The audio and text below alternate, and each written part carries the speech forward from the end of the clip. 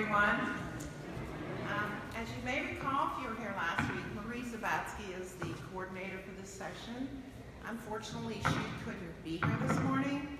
So my name's Diane Carroll, and I'll be introducing our speaker this morning. First of all, just let me say, I'm really thrilled that you all braved this awful weather. I was afraid we would be looking at a semi-empty room this morning, so I'm really glad you're here.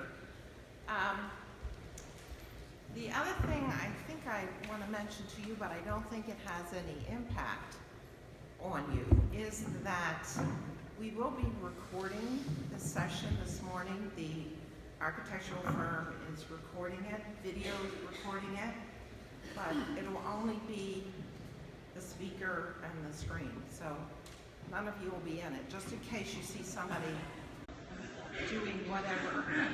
So you don't need to sign a release form, for example, and all of that sort of thing. But I thought you might want to.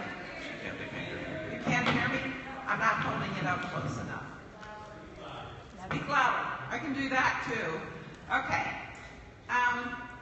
This morning, our speaker is from, many of you familiar, Greg Scott's architecture firm, the RLPS firm. He's been there for 16 years. He got his architectural degree from North Carolina State University with honors, and his specialty is design. I feel like I'm kind of cracking here. His specialty is design, and in particular, he works designing senior living centers. So I don't think I have much more to say than that. I'm just going to turn it over to Brent Stebbins. Great. Good morning. First, I'll make sure everyone can hear me all right? Okay, like Diane said, I work at a local firm, RLPS, and my name is Brent Stebbins. And I'm curious, I'll start the session with a question. How many of you have heard of Frank Lloyd Wright? How many of you know that Frank Lloyd Wright lived and practiced in Japan for 5 years? Yeah, it's still quite a few. That's, in his work, it's pretty common knowledge that there was some influence there, but it's a gray area. As we go through, I'll discuss some of that, reasons why that influence is a little bit questioned to some degree. So like I said, the main topic of today will really be how Japan influenced Frank Lloyd Wright. Frank Lloyd Wright, as most of you already know, is AIA recognized him as the greatest American architect of all time, which is a big statement. He was alive for 91 years, designed 1,141 structures, 585, I believe, were built, authored 20 books, published extensively, lectured across the world, and founded the Taliesin School of Architecture. But to understand Frank Lloyd Wright is oftentimes difficult. He liked to speak pretty much in riddles and made everything into a very complex statement. And so I think to get at understanding him is complicated. Clearly, he did have some influence. He built off of others. And I think the last statement is an important one, that genius is rarely able to give any account of its own processes, which I think is very true of Frank Lloyd Wright. But he did have influences, and many of them are well known, one of which is the Freudian blocks that his mother provided for him. It was sort of a teaching system, and there's a lot of geometric studies involved in that. And even to his later days, he claimed that he still had those on his fingertips when he would draft. His father, even though he pretty much estranged himself from his father, rejected his father, his music had a lasting impression on Frank Lloyd Wright. And he was an accomplished composer and had a very large personality, which is something else that I think was very much inherent in Frank Lloyd Wright. One of his favorites, Frank Lloyd Wright's, was Beethoven, and he would often say that basically that the music is composed in the exact same way that architecture is composed, and would relate that to how he would go about building his buildings. And his mother, he would give lots of credit to as being one of his greatest influences. She had a belief in him from the very beginning, put pictures of cathedrals in his nursery, and from the start thought he'd be a great architect. And when he left for Chicago, he said all he had was a few dollars in his pocket and his mother's belief that he was destined for greatness. This one's a little, not as much a direct relationship, but H.H. Richardson was one of the most influential early American architects, and he had a strong influence on Louis Sullivan, who was Frank Lloyd Wright's mentor, and the three of them are often recognized as being the trinity of the sort of foundation of American architecture, which leads us directly to Louis Sullivan, who is the only architect that Frank Lloyd Wright would admit to having been influenced by. He called him his Liebermeister, meaning master, even though they had a falling out and Louis Sullivan fired him shortly thereafter. They sort of made amends and remained friends. Louis Sullivan coined form follows function, which is a very well-known saying in architecture, particularly modern architecture. One of the reasons he's, by some, considered the father of modern architecture. He also, very importantly, laid the foundations for organic architecture, which is what Frank Lloyd Wright would say his architecture was as it developed. This was an important moment. The Chicago Fire, 1871, it meant when he went to Chicago, there was a great excitement. It was the fastest growing city. It was a much younger city than New York, and Frank Lloyd Wright fit right in there and gave him lots of opportunity. There's Mayan architecture. He claims some references to other architecture, but Mayan particularly showed up in the Hollyhock House and some architecture of that period in California. This is a lesser-known influence. While he was in Europe at one point, he collected some secessionist art, which had been heavily influenced by Japanese design. So that may have been some of the first indications of his interest in Japan. And nature, Wisconsin prairie. He worked on his uncle's farm in his youth, and that was a profound influence on him. He carried that with him through his whole life, his whole career too, and often referenced that as the source of his architecture. And Japanese art and architecture, particularly the woodblock prints, that's the one we'll be discussing mostly today. So you take all those things, the people, the places, the things that affected him, and they all sort of came together to create the genius of Frank Lloyd Wright. And the two that we'll be focusing on are Japan and the Japanese wood blocks. And as it says, he often denied that Japanese architecture had anything to do with his architecture. He went to great lengths often to say that he had nothing to do with his work, but he would credit the prints and the graphic qualities of them and how they simplified things down to the most basic geometry and just made the underlying structure very clear. And he thought that was a very architectural idea.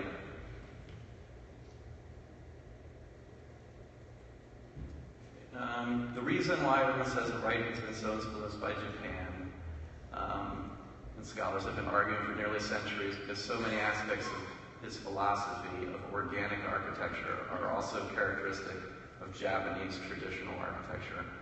And that's sort of why him denying it, and the fact that organic architecture sort of stemming from Louis Sullivan had some of that influence. It makes it very hard to separate the two. So Frank Lloyd Wright's career prior to Japan, is sort of Japanese influence. We don't really know prior to this, to the 1893 point, if he had much exposure to it or if he had much of an interest in it. There's really no record of that. But we know in 1887, his uncle got him a job with Silsby, and he worked there for about a year until he decided he was a better architect and needed to go work for the best architect, the most progressive architect in town, which was Louis Sullivan. So in 1883, he approached Louis Sullivan and impressed him and was hired. And in that time period, the roughly 5 years that he was in Sullivan's office, he was also moonlighting, doing projects on the side. But he became the sort of head of the drafting department for Louis Sullivan's office too, so he was more or less Louis Sullivan's right-hand man. And these are some of the bootleg houses that he was doing, as he called them, 1892. And with these early houses, you can see that it was very much built more out of traditional, a language of traditional Chicago homes. You can see there was something going on a little bit different, but they weren't really strikingly Frank Lloyd Wright yet. 1892, the Thomas Gale House. Clearly not a normal house in the most strict convention, but still very traditional. So, in this period from 1854 to 1910, there was a sort of decisive moment in 1853 where for 200 years Japan had been closed more or less to trade with the West. They were very skeptical of Westerners. And Commodore Matthew Perry went in with 4 warships into the harbor of Tokyo and basically convinced them it was a good idea to open trade. So that was important because through America in that time period, it was very much something sort of new and somewhat progressive, and it had been for 200 years, not really, there wasn't much exposure to that within America. So then a sort of a pivotal moment was the the World Columbian Exposition in 1893, which Frank Lloyd Wright, Louis Sullivan attended. It's called the White City, and it is the reason why the Washington, D.C. looks like it does, and why there's a bank in every corner of America that has a building like these. But Frank Lloyd Wright, Louis Sullivan, sort of leading that charge, had really rejected it. I mean, this was something he wrote later in life, but he's basically said how architecture died in the land of the free and the home of the brave because it sent us on a more European path, where we were more copying European architecture. And they argued for a much more American architecture growing out of the conditions in America and the landscape of America. So this was what the center of the Columbian Exposition looked like. Very, very grand. It impressed many people. Most people loved it. It had wide public acceptance. So Louis Sullivan and Frank Lloyd Wright were in the minority. Sort of a bird's eye view.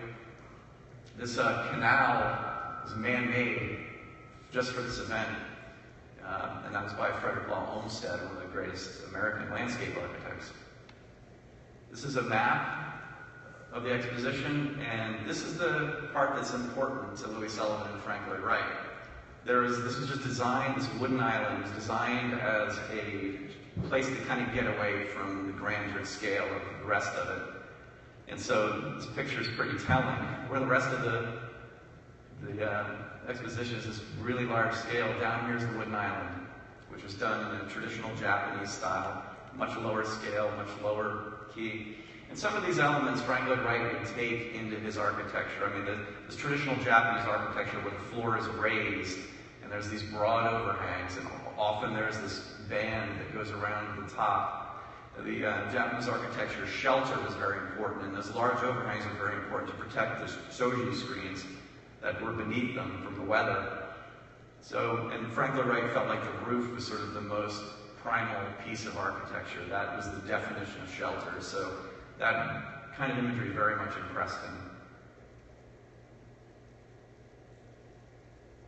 This was also very popular within the exposition. This is something that'll show up later in this work. Just put that in your memory, that sort of upturned, typical traditional Japanese architecture, upturned eave. So after the exposition, some interesting thing happens. He gets fired from Louis Sullivan's office and opens up his own firm. So right about the same time he was exposed to this, he opens up his own firm. Somewhere in this time period too, he begins to collect the Japanese woodblock paintings.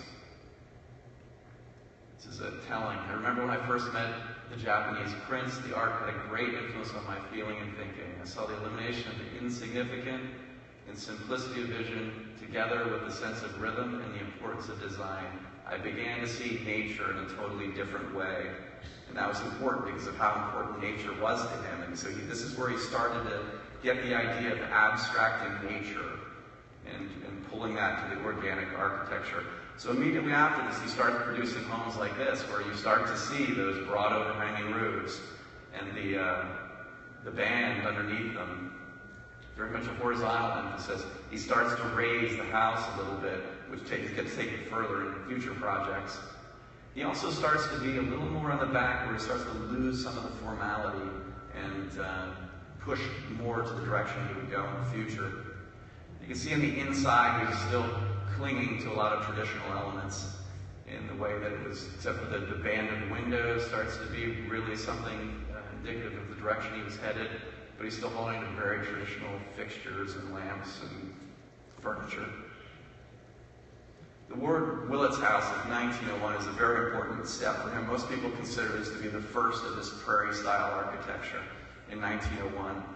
And it very much has a lot of that Japanese feel as well, even to the point where some of the gridding and stuff starts to feel a lot like the Japanese architecture we just saw a moment ago. And the interior does the same. It starts to be more abstracted, more broken into panels, much more like a Japanese interior. And so here's the Dana House of 1902, which even went so far as to do his variation of that upturned eave.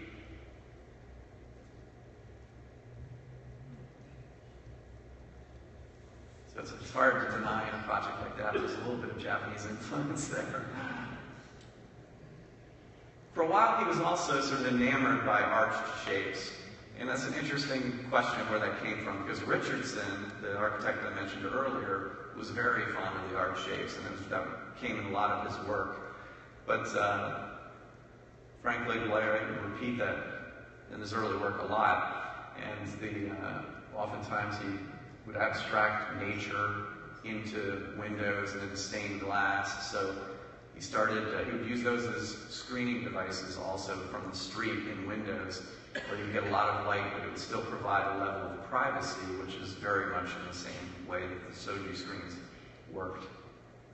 Here we have the arch again in the Hertley House of 1902. And interestingly, like I said, maybe that inspiration came from Richardson or a very popular motif in Japan, particularly in the gardens, which Frank Lloyd Wright very much enjoyed, was this sort of moongate idea, and that is a very spiritual, important gesture to them.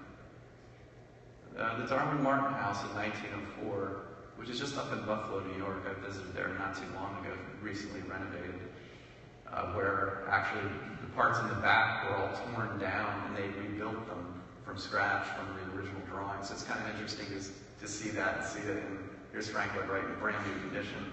So that's kind of interesting to see.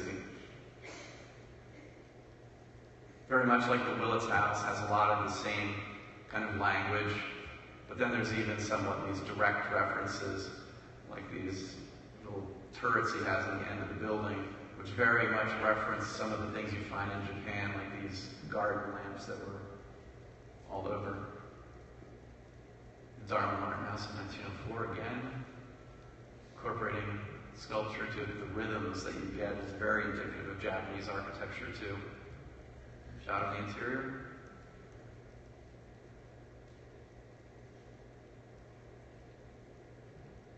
And you can see just the whole idea of nature abstracted into these windows and using them as screens.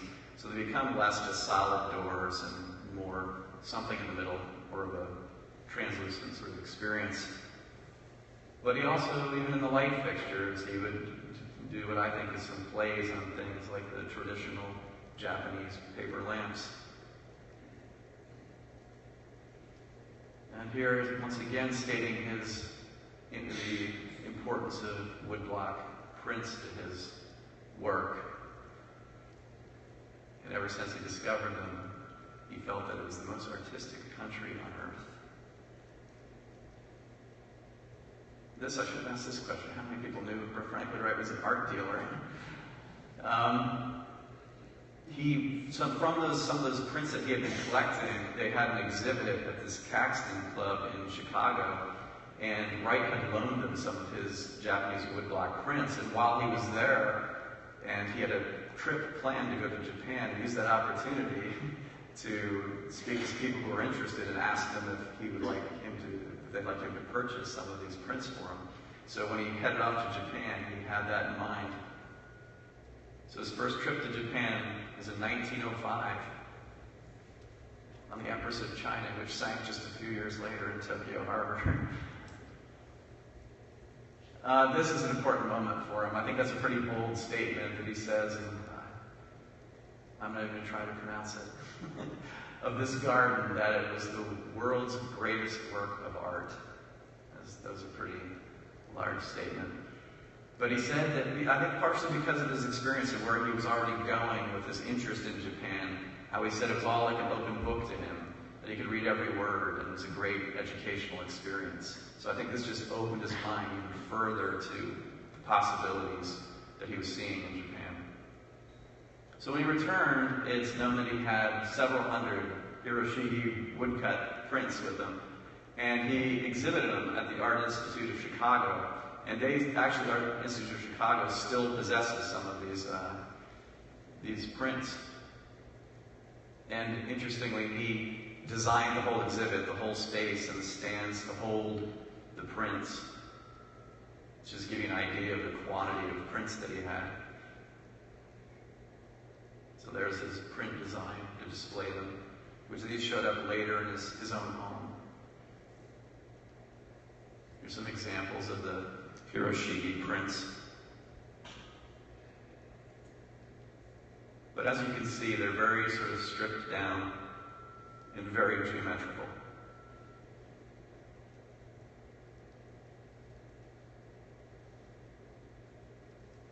So, 1909, and maybe many of you know that, the whole marital controversy, where he left his wife and headed off to Europe with the wife of a client. And in that time, because there was a lot of controversy at home, that wasn't well received at that time period, so he left to Europe. And in that time, there's sort of a couple events that were important, particularly the Wasman portfolio that he produced, which he and his son and some draftsmen redrew a lot of their drawings and put it in this folio right here of 100 lithographs. And the influence of that is, in modern architecture worldwide, is critical. A lot of these architects listed, Corbusier, Schindler, Neutra, Peter Behrens, Corbusier, Mies van der Rohe, were young architects at the time when this came out, and they saw that. It said that, I think, Corbusier was working in Behrens' office, and that when this portfolio came in, they shut the office down for the entire day just to examine it. So there was definitely an influence in particularly the planning, the open plan. But he also picked up some of the Vienna Secessionist art, which was the idea right there to create a new style that had nothing to historical influence. That was very much what Frank Lloyd Wright was trying to do as well with his architecture. And they abstracted nature quite a bit in their work, which some of his stained glass work in his projects, it wasn't a far stretch from that. So his return from Japan, 1905 to 1913, in that period he created his first masterpiece, if not the masterpiece, of the prairie style, the Roby House in Chicago. And once again, the whole elevated plane, the repeated rhythms, the large overhangs. Interior that's very much broken into panels, this sort of Japanese lanterns marching down the line. The abstracted nature in the windows. And here's the dining set. Frank Lloyd also started designing all the furniture and believing he wanted to control the whole experience, down to the linens, down to the furniture placement in the homes, even down in one case to the dress that the hostess was supposed to wear when she served dinner. So he's a little bit of a control freak. But here you see, once again, these sort of lanterns on the post, which is kind of like that garden lantern, but also, once again, that Japanese paper lanterns. The Coonley House of 1907 sort of broken into grids again. Just very geometric, very simple. Even colors are pretty much the same.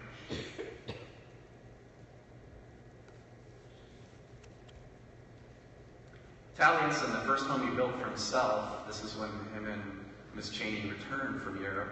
They built this home off in Wisconsin, a piece of land his mother had given him, so that he could build whatever he wanted, and he built it up on the edge of the hillside, but had a very, very much Asian influence, particularly even in the art that he collected, that you can see in all these pictures, down to, you know, the statues. Keep looking in the window, all the vases. Even had more or less a kind of typical Japanese room with sort of blue, which is the sort of imperial color influence, and the tapestries on the wall.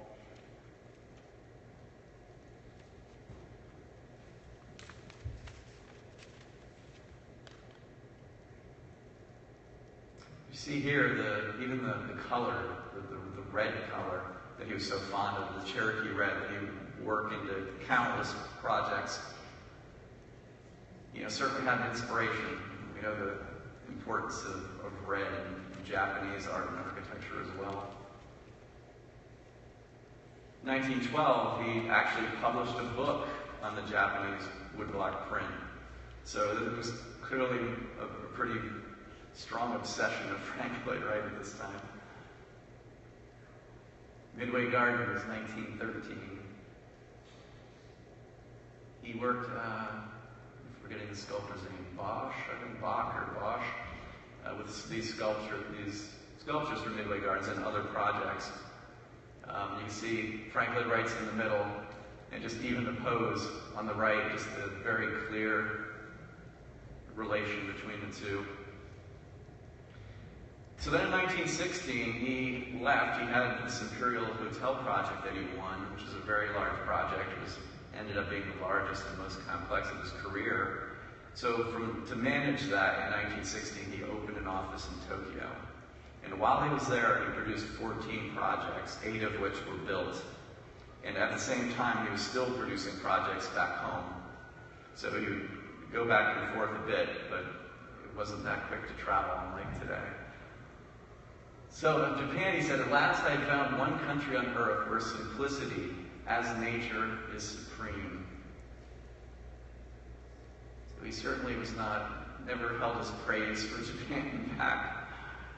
So the Imperial Hotel, which unfortunately is demolished, they rebuilt a piece of it on another site, so you can still get a sense of it.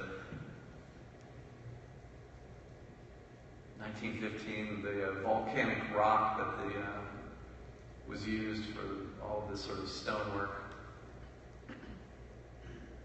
Very complex. Even the ornamentation was a lot, even by Frank Lloyd Wright standards. It starts to approach more the work of Louis Sullivan.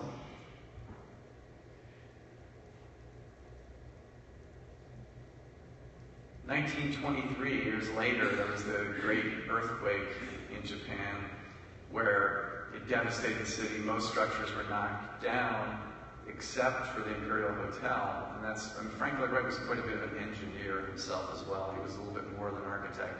And he designed the structural system of basically using piles of the ground, sort of driven into the ground, which is the way some of Japanese traditional projects were done. So he learned from that and built a hotel with a foundation system that resembled that.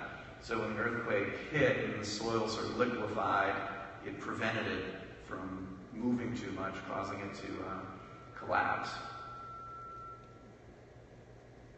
Here's some of this is actually back at Taliesin, but here's some of the people that he worked with in those years. I believe this is Harada Endo, who was one of his most prolific students that he met while he was in Japan. And they kept very strong communication for the rest of his life. And to the left of him is actually Rudolf Schindler, who worked for him. So these pictures are a little fuzzy. There's not much record of some of these projects in his years in Japan.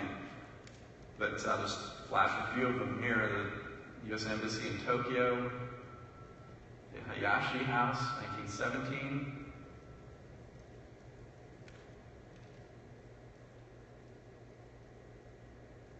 Another hotel, Adawara Hotel.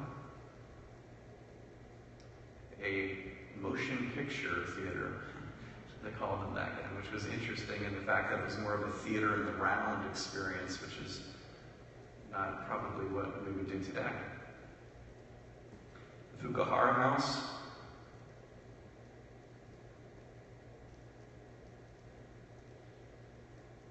The Inuit House.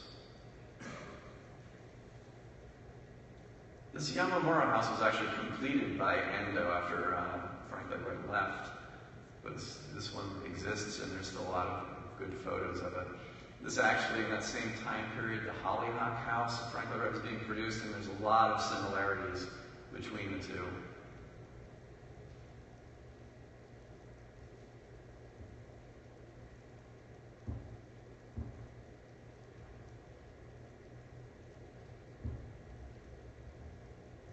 Here you see the tatami mats, which is an interesting thing. While I was over there practicing, that was something important to the Japanese. So he would have sized rooms based on tatami mats. So the first time that he probably had to really react to that, even though through his work the grid was very important to him, just in terms of construction and material. Frank Lloyd actually lived and worked out of this building, which is a terrible drawing. That's one of the reasons I showed it. When he was there, most of his time was actually spent in that building. In his latter part of his career, that is. So this is the Hollyhock House, which is in California, Los Angeles, which he produced at the same time. And you can see how similar that was to what he was doing in Japan at that very same moment.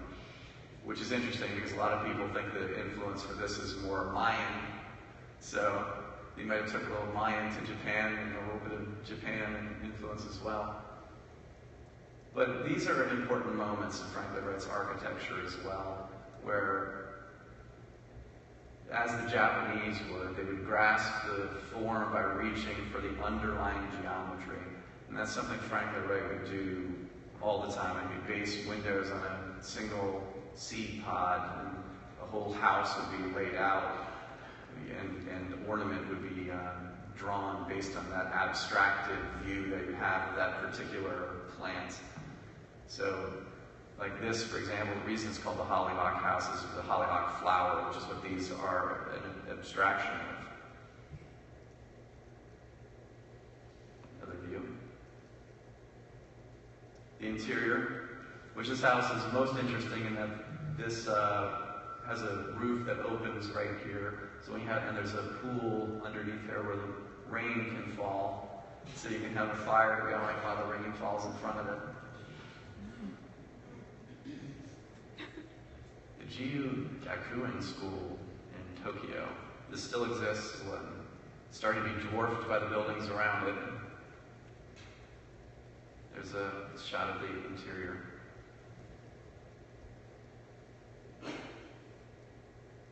In the windows, this was a rare case where he didn't use any stained glass. That was, up until this point, that was very rare for him to do. He would always have stained glass in these kind of abstractions in the windows.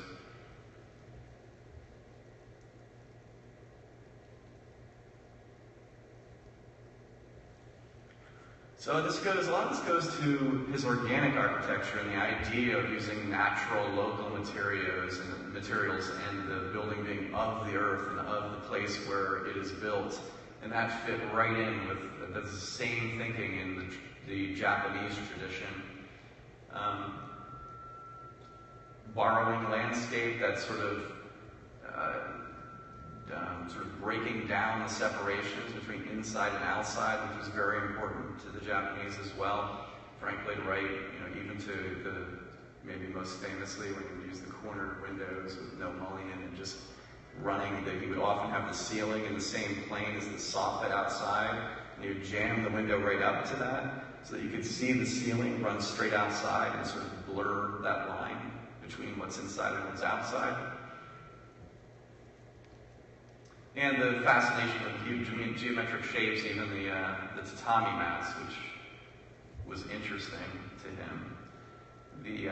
Like I said, they would often lay out rooms based on it. Like the typical tea room was the 4.5 tatami mats. And that, that's steeped entirely in the whole procedure of how the room would be used. It was a proportional system. And, that's something that Frank Lloyd Wright was very much interested in. In some of his houses, he'd use a rectangular grid or the square. Now, he took it, instead of it being based as much on the human proportion, it would be on the scale of building materials, mostly the plywood sheet and masonry, which were the 2-foot, 4-foot sort of increments. But then in his later career, he'd go beyond that, and he'd start doing hexagonal grids and triangular grids to see how that would affect the geometry. And it sort of led him in a whole sort of different language. If you just took the grid, but then you skew it into this different kind of grid.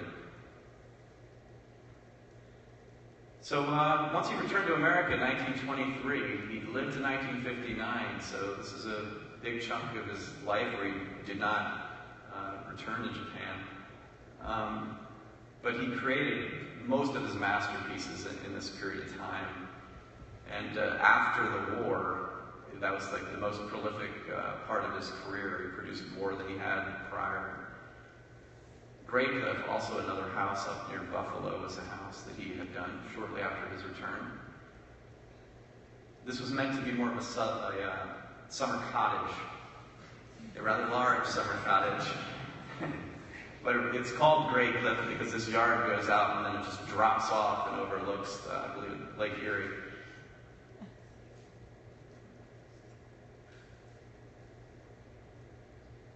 Here is a much different approach to the windows, too. He went, rather than the fanciful windows, just a simple grid.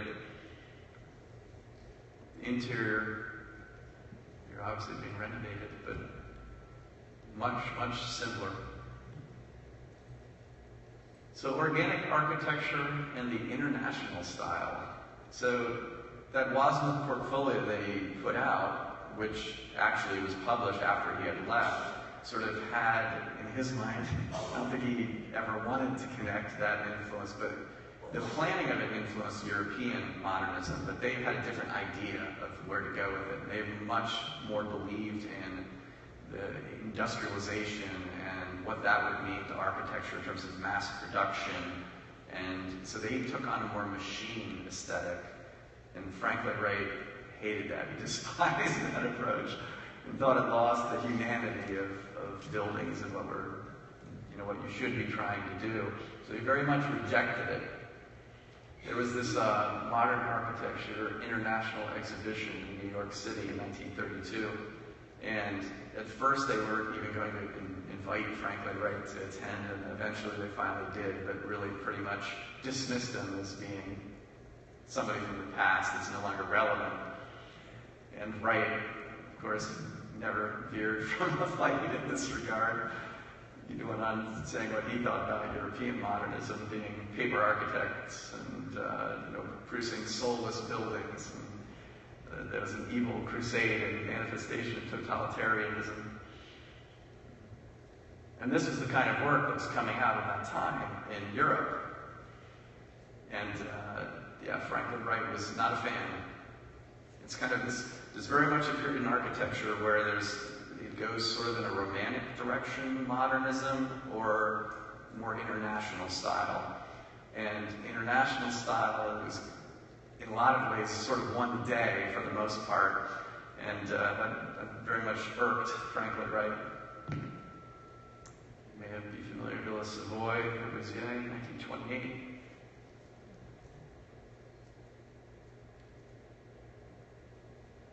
Walter Gropius house, 1935, that's in American Massachusetts. So Frank Lloyd Wright, around that time, reacted to that. And it was sort of 2 years after that house, he finally had a commission where he had the ability, because he had a very slow period in his career, and Falling Water was a first chance at really sort of rebounding from that.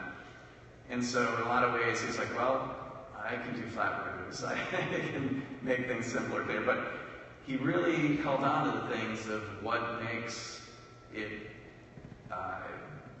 feel part of the landscape, and the materials being part of the landscape, and even just the expression in this case with the, these giant stones cantilevering, and so we'll produce one more floating above it, one more, so it just feels like part of the same rhythm of that stepping. And so in a lot of ways this was his great chance to react to European modernism and sort of show him how it should be done. And he did so in a very dramatic way. I believe it must be the AIA again, sort of proclaimed this as the most important house of the century. Even to the fact that he used a high gloss finish on the stone floor so that it would feel like it was wet, to replicate the stones that were right beneath it in the water. This is actually a little view in the guest house. I thought it was pretty telling too. It's the reverse of the drama on the other end. At this end it gets a lot more intimate, just more integrated into the landscape. That is mislabeled. That is the Johnson Wax Museum, or Wax Administrative Building, the main space. Some people compare this to a cathedral in the sense of space that it creates with the glass ceiling. Other people say it's like lily pads. And here is the research tower for that building, which I think it's hard to not see some influence or some ideas in his head that he needed to get out. Just for all practical purposes, that building had one fire stair that's closed down now because it doesn't meet code. But it wasn't really a lot of space per floor, so the fact that he made it so narrow and tall, you have to wonder what his motivation was there. And also that pagoda idea, these sort of layered roofs, stepping up, it very much showed repeatedly in his work. But as he often did, he would take it one step further. Like in the pagodas, you most often don't get this kind of experience. The Beth Shalom Synagogue, 1954. The shape of that's quite interesting, and you wonder its source. Then you look at things like that, and you think, I don't know, you've got that ridge of the hat and a triangular shaped ridge.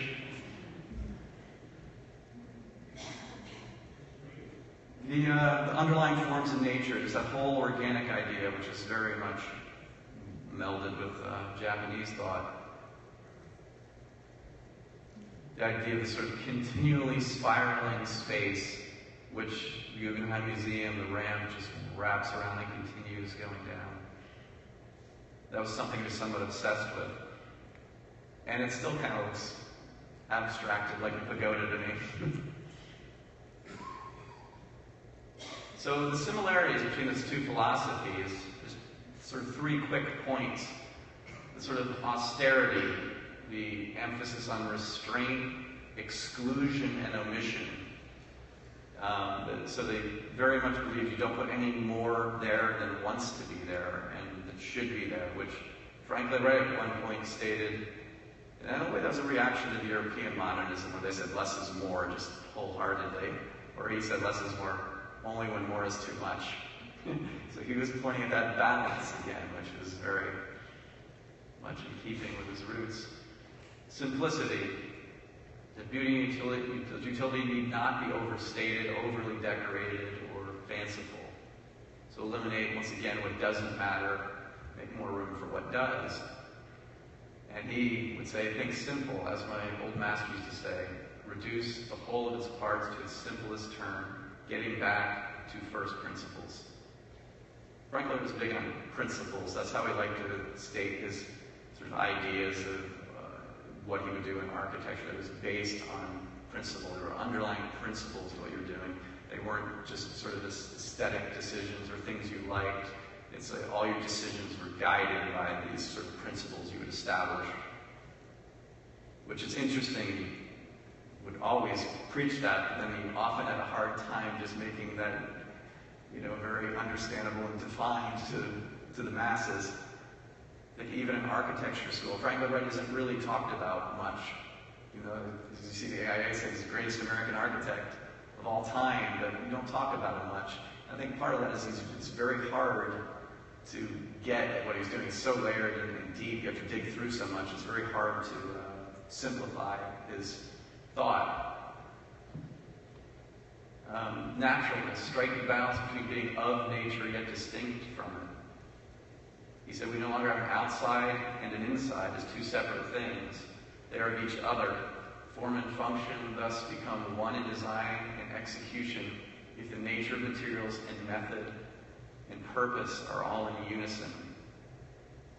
I think an interesting part in that statement is form and function, because that goes right back to what Louis Sullivan had said. So you can see even much later in his career, he was still influenced and drawing from Louis Sullivan.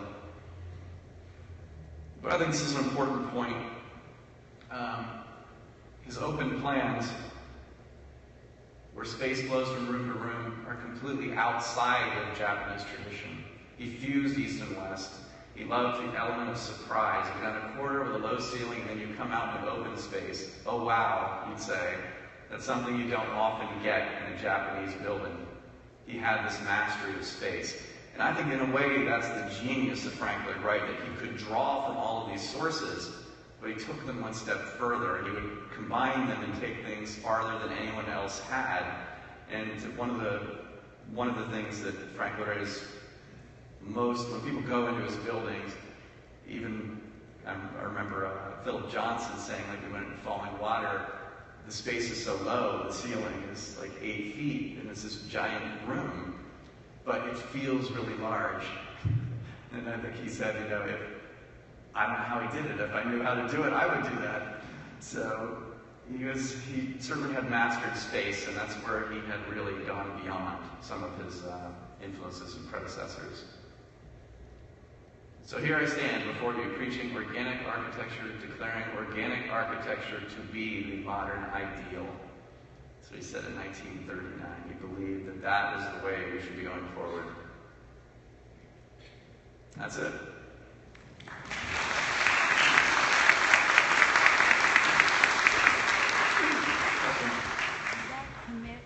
That portfolio, was that commissioned by someone? Was No. he trying to make money, or was he just trying to exert his influence? She asked about the Wasm portfolio and if that was by commission, but it was not. He was trying to generate influence or interest in his architecture, and it was at a point when he had just escaped America and didn't have a lot of clients, so it occupied his time and more or less and gave him something to do. Any other questions? Considering that many of these buildings are now approaching 100 years old, Yeah. and the designs are so novel, how have those buildings withstood the test of time as far as needing renovations or corrections? Yeah. That's actually interesting. She asked how the Frank Lloyd Wright buildings have held up over 100 years. And I just read an article not too long ago that was about, I think it was called like, So You Want to Buy a Frank Lloyd Wright House? And it was like warning of all the pitfalls of, things that would go wrong with them, and that they're very expensive to upkeep. So I think some of them were certainly better than others. It's often when you push the limits. And sort of famously at Falling Water, the engineer that he was working with wanted him to put steel rebar in the cantilevered balconies, and he refused. And just recently they had to renovate it and had to put ties back into the hill because the balcony was starting to fall off. So sometimes when you would push the engineering, sometimes it works, sometimes it doesn't. Yes. Yes. Many of the houses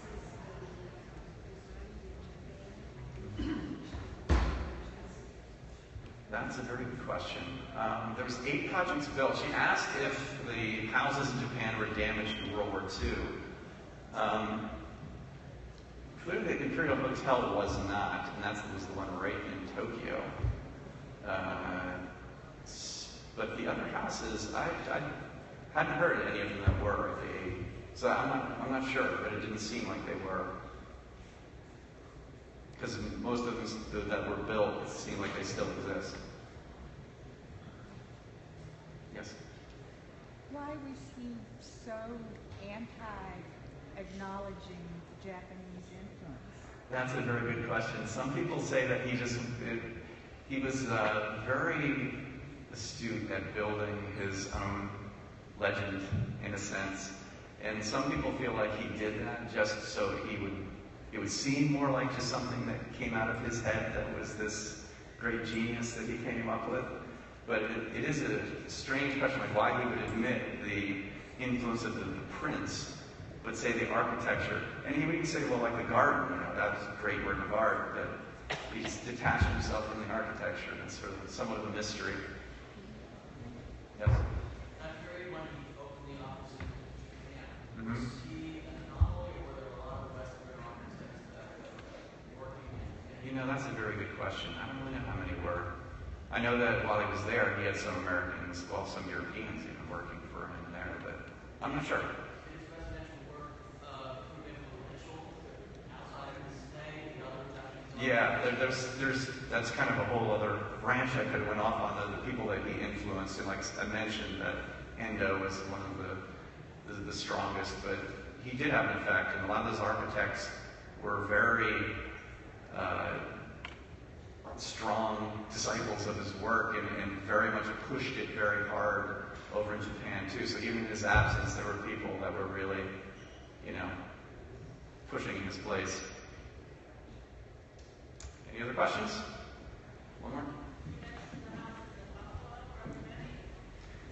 There are. There's the Martin House that you can tour and the Gray Cliff that you can tour. They just recently built a boathouse that was never constructed, but they built it from his original drawings. So that's a brand new thing there too. But there's a lot of houses right in that neighborhood that you can drive around and kind of see from the street, but you can't go in them. But sometimes that's interesting. When I was up there, I went and saw one of those houses, and it was in this neighborhood of these like giant Tudor stone and estates. And there was this tiny little prairie-style house, and I was kind of like, that kind of looks bad in this neighborhood. So in its context, I wasn't so impressed with that one. But yeah, there's also some Richardson projects in Buffalo too. So there's kind of interesting things to see there. So, thank you very much. Yep, thank you.